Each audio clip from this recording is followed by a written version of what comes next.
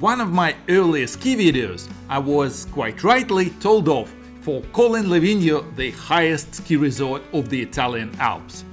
Someone reminded me with the smug satisfaction of a quiz show champion about Cervinia. Now, fast forward a few years, several ski trips later, including Rothorns, and we finally decided to explore the Cervinia and Zermatt connection. Little did we know that the village of Cervinia didn't technically exist for a while. But we'll get to that, along with how to ski in Switzerland without selling a kidney and a few practical thoughts on the end of the season high altitude skiing. Let's go!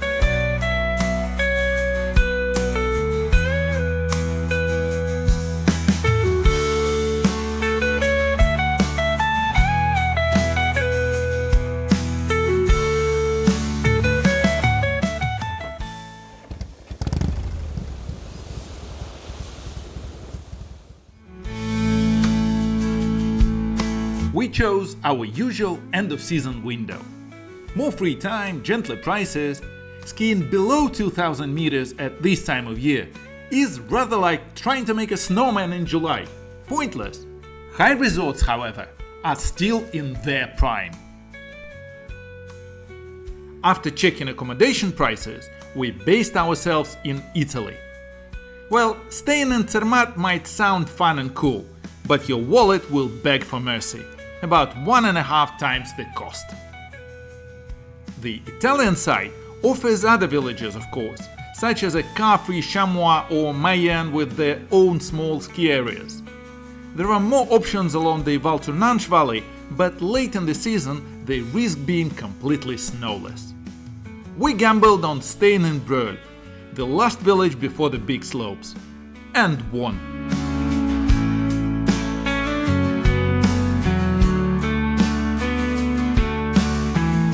Technically, it's called Le Breuil, which means marshy plateau. Not the most glamorous branding, but pretty accurate for centuries, until the 1930s. That's when skiing arrived, and the name was Italianized to Cervinia, after its star attraction, Cervigno, better known to the rest of us as the Matterhorn. And no, I'm not going to explain its connection to Toblerone. Besides, the chocolate seems smaller these days. The village was called Breuil Cervinia until 2023, when it reverted to Le Breuil. Then, in January 2025, the name flipped back again, proving the Italian tradition of having a set of names for the city and enjoying the fun to change them from time to time. The place is a classic alpine village. Après-ski sports, restaurants and bars aplenty. Though without the buzzing, slightly unhinged atmosphere of Livigno, Lökebad or certain well-known extreme ski and beach resorts. It is rather calm, maybe because it's the end of the season. You're more likely to hear church bells than nightclub bass. Speaking of which, the church is opposite a statue of Mike Bongiorno, a beloved Italian TV presenter who adored these mountains so much he wanted his ashes scattered over the Matterhorn. That didn't happen, but his story took a bizarre twist in 2011 when his tomb was robbed, body and all, and recovered only 10 months later. But I digress. Parking here is a mild sport in itself. If your apartment or a hotel has a dedicated space, congratulations! Otherwise, there are paid car parks from which you probably have to walk for quite a bit, and one free parking. But as always with a catch, once a week you must move your car. Luckily, our stay didn't coincide with the eviction day. First day, with ski passes in hand, we realized some of our fully grown skiers still counted as youngsters by local pricing. Money saved is money spent on food and wine. Naturally, we celebrated with a cross-border ski into Switzerland via the Theodul Pass, which can close at times, shrinking the available skiing zone dramatically. So, we decided to not take chances and explore Switzerland while it was still available.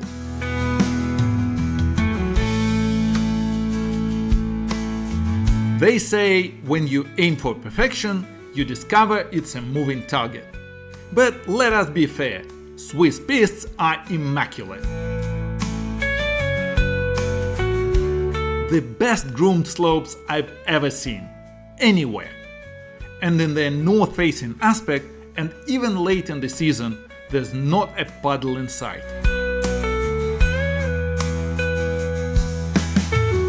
What is even better is that apart from amazing views, the pistes run through the forest. So you can enjoy the scenery along with the skiing fun.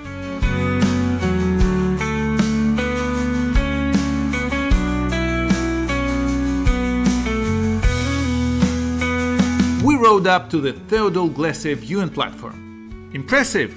Yes. But as a skier, the scenery en route is just as good. It may be worth a separate visit if you are a mere tourist. But if you ski or snowboard, better have fun on the slopes and see all that while you ride. The Swiss, ever tidy, even provide boxes for the ever annoying padlock keys, so tourists don't litter them. A thoughtful but seemingly underused touch.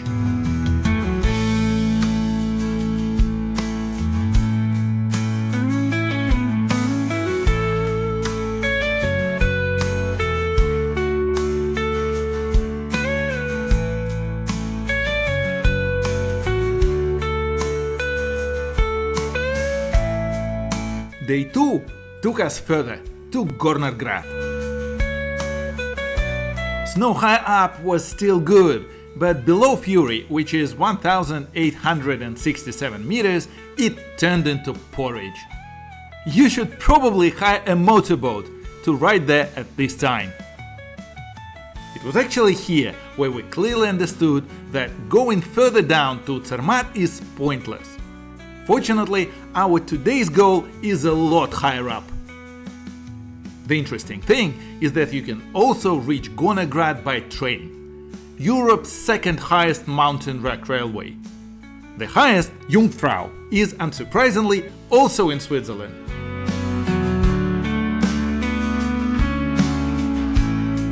They both are around 9 kilometers long, but unlike Jungfrau, the Gornergrat is mostly above ground, with stunning engineering and Matterhorn views.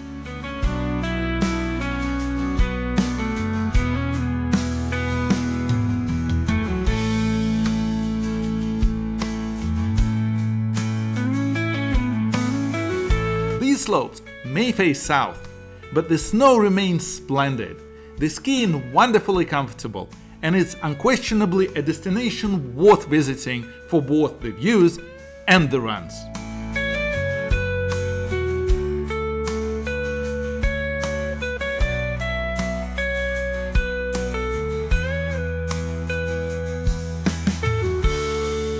Day 3 was encouraging enough to make us believe we can do everything. So we aimed for the far eastern slopes, Rothorn. At over 3,100 meters, you'd think snow would be guaranteed. But nature had other plans. The top part was still fine, but the bottom pistes were skiable, but only just.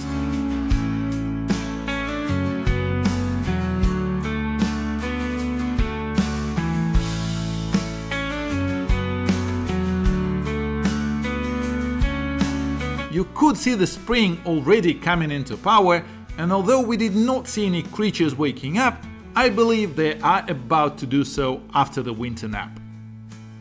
It was already not very comfortable to ski at the bottom of the Rothorn, so we decided to not go to its top again, and spent the rest of the day on those wonderful higher slopes near the Italian border.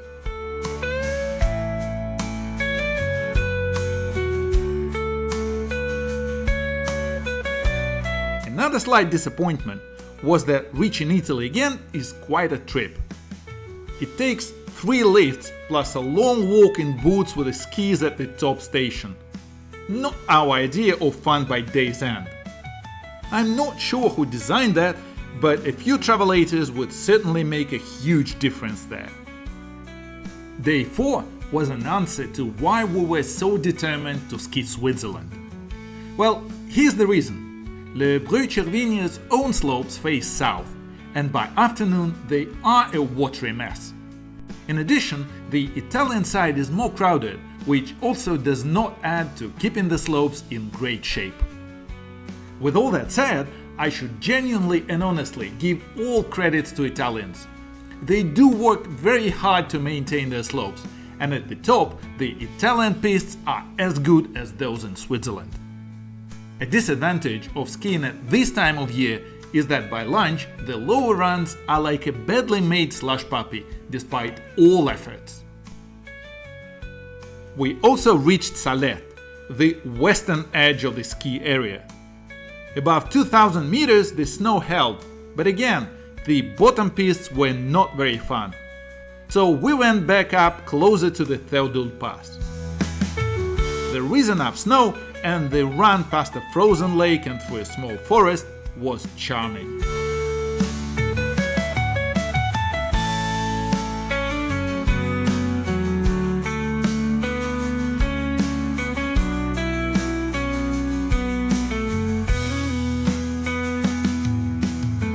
By trip's end, we'd covered almost the entire Cervinia and Zermatt area.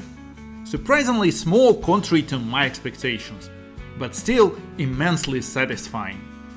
Even the patchy Rothorn and Salette couldn't dampen our spirits.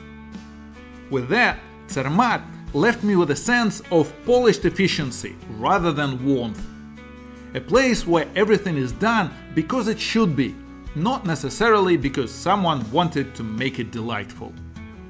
Still, it's the most Brits I've ever seen on a ski slope, perhaps explaining why the food here sometimes resembles their homeland's cuisine. Sorry guys, with all due respect, not excited by it at all. So, is it worth going to Cervinia and Zermatt? Depends on the reasons. End of season good snow and Matterhorn views? Absolutely. Just keep to the north-facing slopes above 2,500 meters, expect possible cross-border closures, and pack patience for parking. Oh, and do not come here for the food. I still think it is a place to check for yourself at least once. And then you can decide whether to come back here or go somewhere else. And for me, that is probably all for today. Thank you for joining me on this ride. See you on the slopes!